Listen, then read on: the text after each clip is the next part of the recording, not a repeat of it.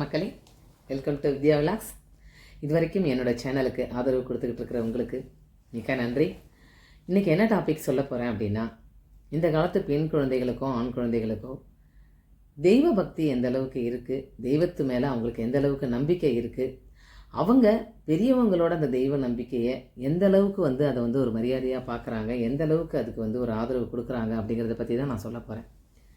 இந்த காலத்தில் பெரும்பாலான பெற்றோர்கள் ரொம்பவே மனசு கசந்து போய் எங்களோட ஆலயத்துக்கெல்லாம் வரும்போது, கோவிலுக்கு வரும்போது ரொம்பவே புலம்புறதை பார்த்தேன். இப்போ சமீபத்தில் 2 நாளைக்கு முன்னாடி வந்த மகா சிவராத்திரி அன்னைக்கு ஒரு வயசான அம்மா அவங்க பேரனை வச்சுக்கிட்டு நிற்க முடியாமல் நின்றுக்கிட்டு இருக்கிறாங்க. ஏன்னா அந்த பேர குழந்தை என்ன சொல்கிறான், நீங்கள் எங்கேயுமே உட்காரக்கூடாது, நீங்கள் சுவாமி கும்பிட்றதுக்கு நின்றுக்கிட்டே தான் இருக்கணும் அப்படின்னு ஏகப்பட்ட கண்டிஷன். இந்த காலத்தில் இருக்கிற குழந்தைகள் ரொம்பவே பிடிவாதம் பிடிக்குதுங்க. அப்போ அவங்க மனசு கசந்து போய் சொன்னது என்ன அப்படின்னா, என்னோடய பிள்ளை வீட்டில் இருக்கிறாங்கங்க, என்னோடய மருமகளும் வீட்டில் இருக்கா, ஆனால் அவங்க 2 பேரும் இவ்வளோ பெரிய மகா சிவராத்திரிக்கு வரமாட்டேன் அப்படின்ட்டாங்க. அது மட்டும் இல்லாமல் நாங்கள் இந்த பேர குழந்தையை வச்சுக்கிட்டு எங்களால் லீவிலலாம் இருக்க முடியாது, நீங்கள் கூட்டிகிட்டு போங்க கோவிலுக்கு அப்படின்னு சொல்லிட்டாங்க. நான் வீட்டில் லீவிலலாம் நான் பிள்ளைங்களை பெற்றவங்க கிட்ட விட்டுட்டு நம்ம கொஞ்சம் ஒரு நாளாவது நிம்மதியாக கோவிலுக்கு வரலாம்னு நினச்சேங்க. அதுக்கு கூட வழி விடாமல் இந்த மாதிரி என்னை அனுப்பிச்சி விட்டுட்டாங்க. அது மட்டும் இல்லை, வீட்டில் இன்றைக்கி அசைவம் சமைச்சிக்கிட்டு இருக்கிறாங்க.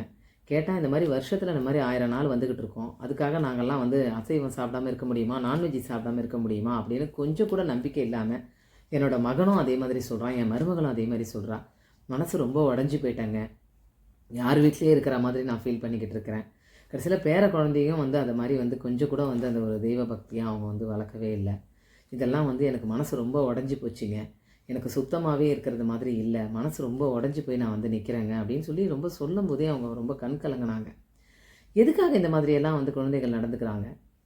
அதாவது அவங்களுக்கு தெய்வ பக்தி இல்லாமல் இருக்கலாம், உங்களுக்கு அதில் நம்பிக்கை இல்லாமல் இருக்கலாம். ஆனால் பெரியவங்க வீட்டில் பெற்றவங்களுக்கு காலங்காலமாக பாரம்பரியமாக இந்த மாதிரி விசேஷ நாட்களில் அந்த தாற்பயங்களோட அவங்க சுத்தமாக இருக்கணும்னு ஆசைப்படுவாங்க. அந்த ஒரு நாளில் நீங்கள் அசைவம் சாப்பிடாமல் அவங்களுக்காக விட்டு கொடுத்தா என்ன? எதுக்காக இந்த மாதிரி அவங்கள நீங்கள்லாம் உதாசீனப்படுத்தணும்? அவங்க மனசு ரொம்ப உடஞ்சி, மனசு அப்படியே கொஞ்சம் கூட சுத்தமாக இல்லை.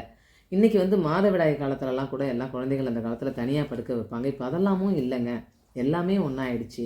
மனசு ரொம்ப உடஞ்சி போய் இதை நாங்கள் சொல்கிறோம். அதாவது அவங்களுக்கு நம்பிக்கை இருக்கோ இல்லையோ அவங்கள நாங்கள் ஃபாலோ பண்ணணுன்னு கட்டாயப்படுத்தலைங்க. அட்லீஸ்ட் எங்களோட உணர்வுகளை மதிக்கலாம் இல்லையா? எனக்கு ரொம்ப மனசு உடஞ்சி போயிடுச்சுங்கன்னு அப்படின்னு அவங்க சொன்னதை கேட்கும்போது ரொம்பவே கஷ்டமாக இருந்தது. உள்ளபடியே இன்றைக்கி இருக்கிற பிள்ளைகள் யாருமே அந்த ஒரு தெய்வ பக்தியோட விரதத்தை கடைப்பிடிக்கிறதோ, இல்லை அட்லீஸ்ட் விரதத்தை கடைப்பிடிக்கலைன்னா கூட பரவாயில்ல, அந்த பர்டிகுலர் டேயில் நான்வெஜ் செய்யுங்கன்னு கட்டாயப்படுத்தாமலாவது இருக்கணும் இல்லையா? அந்த மாதிரி இன்றைக்கி உள்ள பிள்ளைகளுக்கெல்லாம் தெய்வ பக்தி ரொம்பவே குறைஞ்சிக்கிட்டு வருது. அந்த மாதிரி இல்லாமல் உங்களுக்கு அதில் பக்தி இருக்குதோ இல்லையோ, வாழ்க்கையில் அனுபவப்படும் போது தான், நிர்கதியாக நிற்கும் போது தான், ஐயோ ஏதோ ஒன்று நமக்கு மேலே ஒரு சக்தி இருக்குது அப்படின்னு தெரிஞ்சு நீங்கள் அதை ஃபாலோ பண்ணுவீங்க. அதுக்காக உங்களுக்கு எந்த சோதனையும் வரும் நான் சொல்ல வரல. இந்த மாதிரி பெரியவங்களோட மனசை புரிஞ்சுக்கிட்டு பெரியவங்களோட உணர்வுகளுக்கு கொஞ்சமாவது மதிப்பு கொடுக்க கற்றுக்கோங்க. அந்த நாளில் தயவு செய்து பெற்றவங்களுக்காக ஒரு சின்ன சின்ன விஷயங்கள், உங்கள் ஃப்ரெண்ட்ஸுங்களுக்காக எவ்வளவோ தியாகம் பண்ணுறீங்க, உங்கள் குழந்தைகளுக்காக எவ்வளவோ தியாகம் பண்ணுறீங்க. அந்த மாதிரி பெற்றவங்களோட மனசுக்காக இந்த மாதிரியான நாள் கிழமையிலலாம் அவங்களோட விரதத்தை நிச்சயமாக நீங்கள் ஆதரிக்காமல் இருந்தாலும் பரவாயில்ல, ஆனால் எதிர்க்காமல் இருங்க, சரியா?